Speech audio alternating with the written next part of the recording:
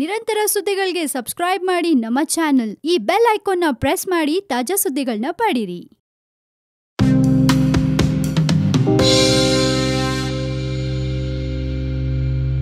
Hello my dear viewers, ನೀವು ನೋಡ್ತಾ ಇದ್ದೀರಾ ವನಿಜ ಕನ್ನಡ ಯೂಟ್ಯೂಬ್ ಚಾನೆಲ್. ನಾನು ರಶ್ಮಿ.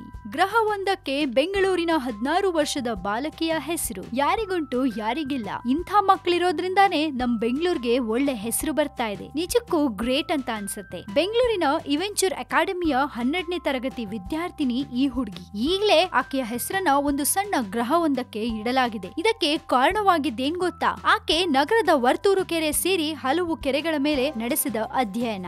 ಸೆಕೆಂಡ್ PUC ಸ್ಟೂಡೆಂಟ್ ಸಾಹಿತಿ ಪಿಂಗಾಳಿ ಲಾಸ್ ಏಂಜಲಸ್ ನಲ್ಲಿ ನಡೆದ ವಿಜ್ಞಾನ ಮತ್ತು ಎಂಜಿನಿಯರ್ ಉತ್ಸವದಲ್ಲಿ ಪ್ರಶಸ್ತಿಯನ್ನ ಬಾಚಿಕೊಂಡಿದ್ದಾಳೆ. ಇದಕ್ಕೆ ಗಿಫ್ಟ್ ಆಗಿ ಮಿಲ್ಕಿ ವೇ ಗ್ಯಾಲಕ್ಸಿಯ ಗ್ರಹವೊಂದಕ್ಕೆ ಆಕೆಯ ಹೆಸರನ್ನ ಇಡಲಾಗಿದೆ. ಖ್ಯಾತನಾಮ ವಿಜ್ಞಾನಿಗಳ ಗ್ರಹಗಳ ಜೊತೆ ಈಕೆಯ ಹೆಸರಿನ ಗ್ರಹ ಕೂಡ ಗುರುತಿಸಿಕೊಳ್ಳಲಿದೆ. ಮೆಸಾಚುಸೆಟ್ಸ್ ಇನ್ಸ್ಟಿಟ್ಯೂಟ್ ಆಫ್ ಟೆಕ್ನಾಲಜಿಗೆ ಮಾತ್ರ ಹೀಗೆ ಗ್ರಹಗಳಿಗೆ ಹೆಸರು ಇಡುವ ಅಧಿಕಾರವಿದ್ದು, ಅವರು ಸಾಹಿತಿ ಪಿಂಗಾಳಿ ಹೆಸರಿನ ಗ್ರಹವೊಂದಕ್ಕೆ ಇಟ್ಟಿದ್ದಾರೆ. ಸಾಹಿತಿಗೆ ಇನ್ನು 16 ವರ್ಷ. ಈಗಾಗಲೇ ಈಕೆ ತಮ್ಮ ಸಣ್ಣ ವಯಸ್ಸಿನಲ್ಲೇ ಹಲವಾರು ಅಂತಾರಾಷ್ಟ್ರೀಯ ವಿಜ್ಞಾನ ಪ್ರಶಸ್ತಿಗಳನ್ನ, ಚಿನ್ನದ ಪದಕಗಳನ್ನ ಮುಡಿಗೇರಿಸಿಕೊಂಡಿದ್ದಾರೆ. ಸದ್ಯ ಈಕೆ ಮಿಚಿಗನ್ ಯೂನಿವರ್ಸಿಟಿಯಲ್ಲಿ PhD ವಿದ್ಯಾರ್ಥಿಗಳ ಜೊತೆ ಇಂಟರ್ನ್ಶಿಪ್ ಮಾಡ್ತಾ ಇದ್ದಾಳೆ. ಇಷ್ಟು ಸಣ್ಣ ವಯಸ್ಸಿನಲ್ಲೇ ಇಷ್ಟು ದೊಡ್ಡ ಸಾಧನೆ ಮಾಡಿದವರು ಇನ್ನು ಬೆಳೀತಾ ಬೆಳೀತಾ ಇನ್ನೆಷ್ಟು ಸಾಧನೆಗಳನ್ನ ಮಾಡಬಹುದು, ಇನ್ನೆಷ್ಟು ಹೆಸರುಗಳನ್ನ ಬೆಂಗಳೂರಿಗೆ ತಂದ್ಕೊಡ್ಬಹುದು. ತುಂಬಾನೇ ಖುಷಿ ಆಗತ್ತೆ. ಹಾಗೆ ನಮ್ಗೆ ಎಷ್ಟು ಖುಷಿ ಆಗ್ತಾ ಇರ್ಬೇಕಾದ್ರೆ ಇನ್ನ ಆ ಹುಡುಗಿಯ ತಂದೆ ತಾಯಿಗೆ ಇನ್ನೆಷ್ಟು ಖುಷಿ ಆಗಿರಬಹುದು. ಸೊ ನಮ್ಮ ಬೆಂಗಳೂರಿನ ಹುಡುಗಿಯ ಹೆಸರು ಇದೀಗ ಒಂದು ಗ್ರಹಕ್ಕೆ ಇಡಲಾಗಿದೆ. ನಿಜಕ್ಕೂ ಗ್ರೇಟ್ ಅಂತಾನೆ ಅನ್ಸುತ್ತೆ. ನಿಮ್ಗೇನ್ ಅನ್ಸುತ್ತೆ ಈ ಹುಡುಗಿ ಬಗ್ಗೆ? ನಿಮ್ಗೆ ಏನೇ ಅನ್ಸಿದ್ರು ನಿಮ್ಮ ಕಾಮೆಂಟ್ಸ್ ಅನ್ನ ನಮ್ಮ ಕಮೆಂಟ್ ಬಾಕ್ಸ್ ನಲ್ಲಿ ಹಾಕಿ ಕಳಿಸಿ. ಅಂಡ್ ಒಂದ್ ಮಾತು ಹೇಳ್ಬೇಕಂದ್ರೆ